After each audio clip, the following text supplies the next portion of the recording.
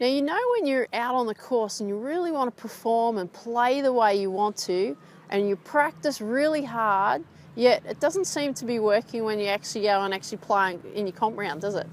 Why doesn't that happen? Well, don't go anywhere. I'm going to share with you why it doesn't happen and how we can make it happen. So don't go anywhere. I'll be with you very shortly.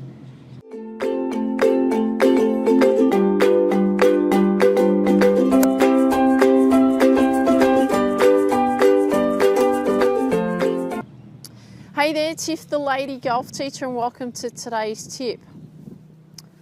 Isn't it a bugger, isn't it, when you actually go and practice so hard, yet you can't seem to make it work when you're actually playing out on the golf course when you need it most? It's really frustrating, isn't it? Sure is. So how can we make that work? Well, I'll share with you quickly why people struggle to actually make the transition, because this is what it is. It's a transition from the practice range onto the golf course.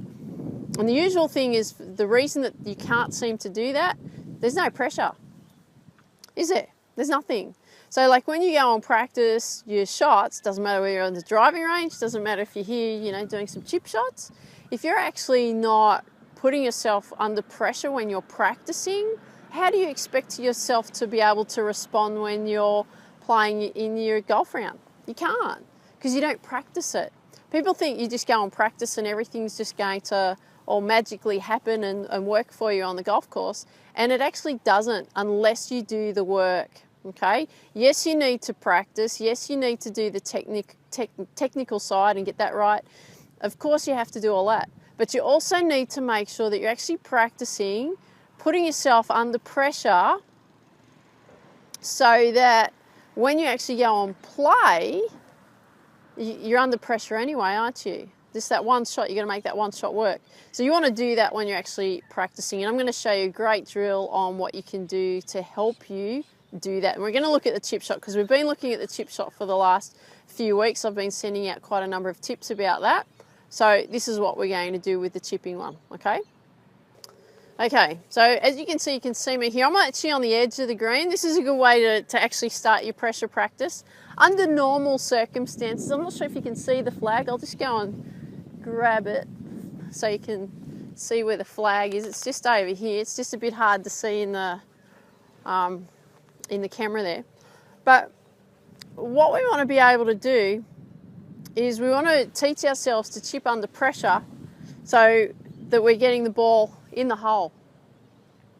Now, I could make it more simple for you, but realistically, what I want you to be able to do is, by you focusing here, working on playing your chip shot so that you can get the ball in the hole, what does it do? It does work on you focusing, doesn't it? It does put pressure on you, makes this shot count. So you've got to make sure you do everything right, okay? And you want to keep going until you get the ball in.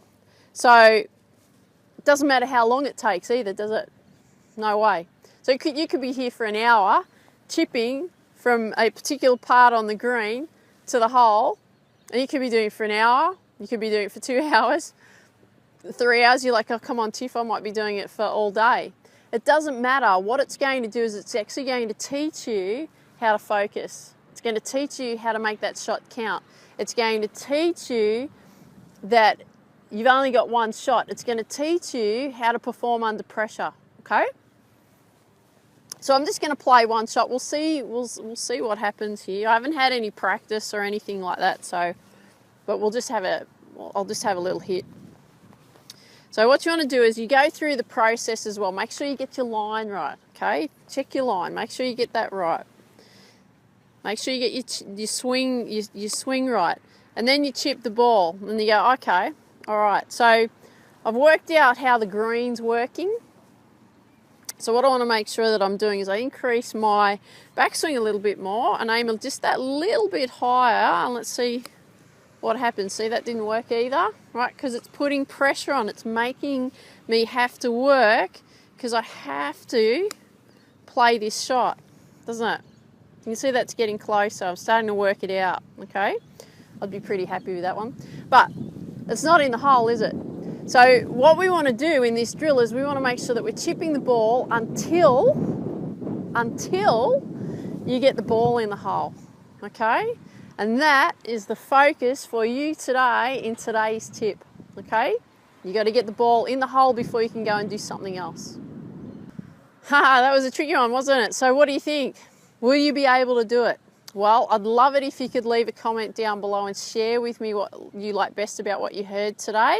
And also, if you're actually going to go and work on this drill and see if you can get that ball in that hole before you go and do something else. Trust me, it will work for you because it will teach you how to focus, okay? So that's cool. Just quickly, my niece Evelyn, she wanted me to give her a shout out because she says, Auntie Tiffy, I always watch your videos, but you never say I love you. So to Lillian and to Evelyn, my two beautiful nieces, Auntie Tiffy loves you. Mwah, mwah, mwah. I hope you enjoyed the video, and I hope you especially got a lot of value out of today's tip. And remember this, tee it high, let it fly. Have an absolutely awesome day, and I look forward to seeing you real soon. Bye-bye.